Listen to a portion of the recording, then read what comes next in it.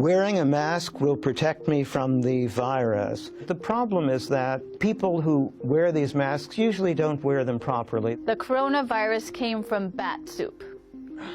That is absolutely not correct. The coronavirus was deliberately created or released. Giving humans a little bit too much credit here. Hi, I'm Dr. Sarah Madan. I'm the Senior Director of New York City Health and Hospitals System-Wide Special Pathogens Program. And I'm Dr. Stephen Morse, Professor of Epidemiology at the Mailman School of Public Health, Columbia University. We're here to debunk myths about the coronavirus. Let's get started. Getting the coronavirus is a death sentence. Well, there's a lot we still don't know about the coronavirus disease, but based on the data that is coming out, it seems to be a mild type of viral infection. There's a 2% fatality rate and about 18 to 20% that may be in the critical condition range. And those 2% who die are the sickest. They're in the hospital already. So even those in the hospital have probably a 98% chance of surviving. So it's not a death sentence, I agree. It is not a death sentence. Only Chinese people have the coronavirus. Well, it started in China, but the reality is that it's everyone's virus. And if it gets far enough, just like the flu, it could be anywhere. Infectious disease do not respect boundaries or borders. And for that matter, everyone is susceptible. The coronavirus is the most dangerous virus. That is not true. There are a number of different viruses out there in the world. So let's just compare it to another type of virus. So you have the Ebola virus disease, which has a much higher fertility rate associated with it. I think the official count is now 6,000 recoveries. But you know, one of the funny things is that we don't usually report recoveries when someone is discharged from the hospital. So all those recoveries, probably there are many more on the way as well. Wearing a mask will protect me from the virus. A lot of people like to think so, and of course a mask gives you a sense of security, but the problem is that people who wear these masks usually don't wear them properly. They've never really been trained. They may not know what kind of mask to wear. So there's two types of masks. One, the simple or surgical mask that you see the general population wearing, and then there's another type of mask that healthcare workers wear. It's called the N95 mask, and it's a respirator, and it is able to filter particles that are airborne with 95% efficacy. And the one that healthcare workers wear, they have to go through what we call fit testing, and so to make sure they have a perfect seal. People who may think they want to wear an N95 find it very uncomfortable after a while, so even if it's well fit, it's then especially hard to breathe through. And the mask is really for those that are infected with the actual coronavirus disease, not so much for a healthy individual. So things that actually proven to be effective is washing your hands often, with 20 seconds, as well as obviously if you're sick, staying home. So a number of other public health measures that actually are proven to be extremely effective. The coronavirus came from bat soup.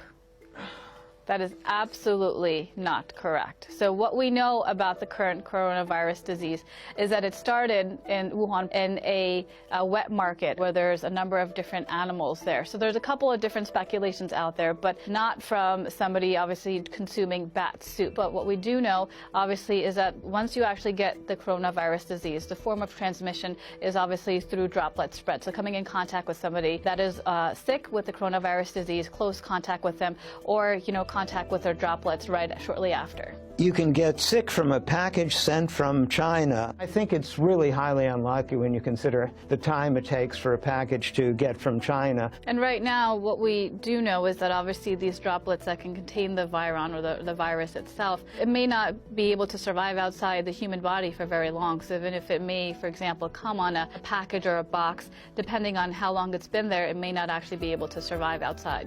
But we still don't know.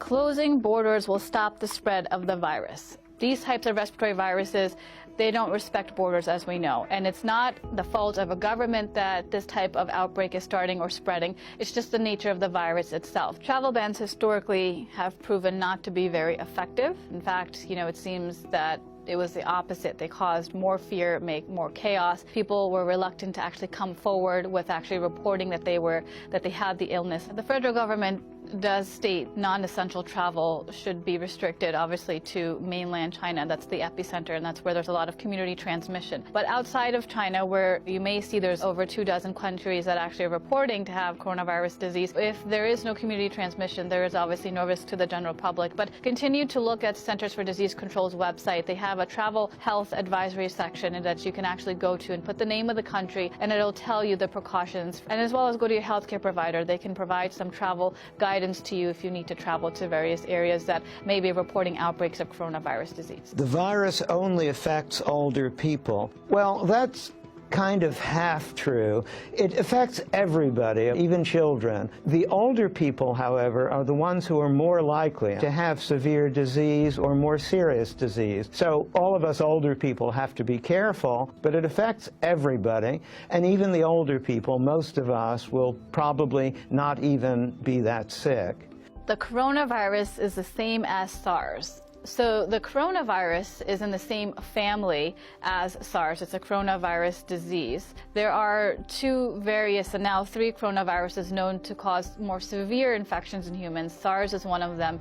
MERS, which is Middle East Respiratory Syndrome, is another one. And now coronavirus disease that just started, obviously. SARS was more severe in terms of the fertility rate that was reported. So it's about 10%, versus with the coronavirus, what we're seeing right now is about 2%. But still, it's way too early to tell. This one is different. This spreads a lot more like the flu, but there are so many more cases simply because it spreads so well. So many more people can easily get infected. Large numbers of deaths doesn't necessarily mean that it's a very lethal virus. It just means that a lot of people have been getting it, and some of them unfortunately die.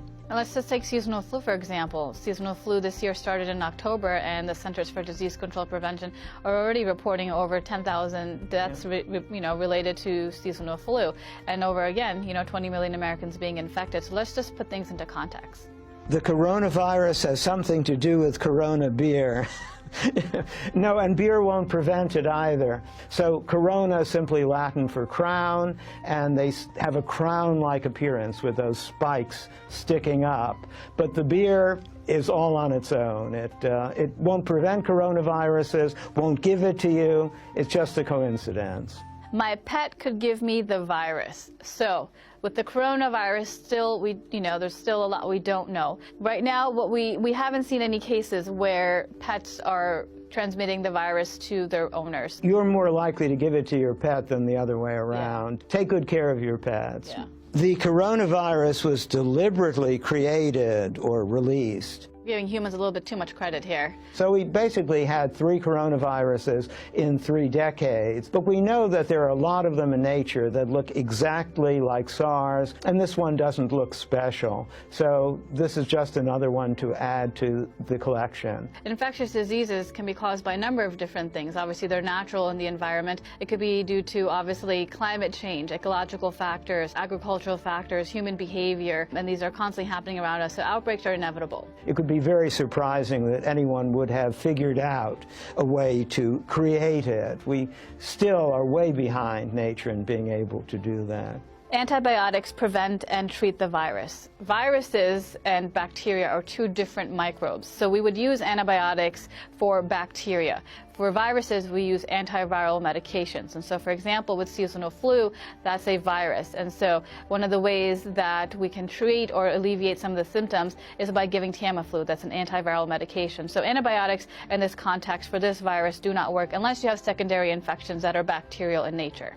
And this is a very common misconception. There are a couple of drugs now that are experimental, but they're in the development stage, that are showing promise against this particular virus. We're still in the early stages of the coronavirus disease. There's a lot of rumors, things that are not factual. So really go to credible sources. Go to public health websites that are credible. Go to the World Health Organization's website. Go to your local health department's website, or even go to your healthcare provider to get more information if you're curious. And if you want to read about all the emerging diseases everywhere in the world, you can get on the ProMed website or even get email. And I think there has been a lot of fear around this, partly because we've heard of these other coronaviruses like SARS. But I think panic or fear is not really what we need. These outbreaks are inevitable, and we need to continue to prepare for these types of outbreaks. We need to invest in global health security. A best case scenario, obviously, is that it all gets under control, and hopefully we'll have vaccines and other things and have learned something from the experience.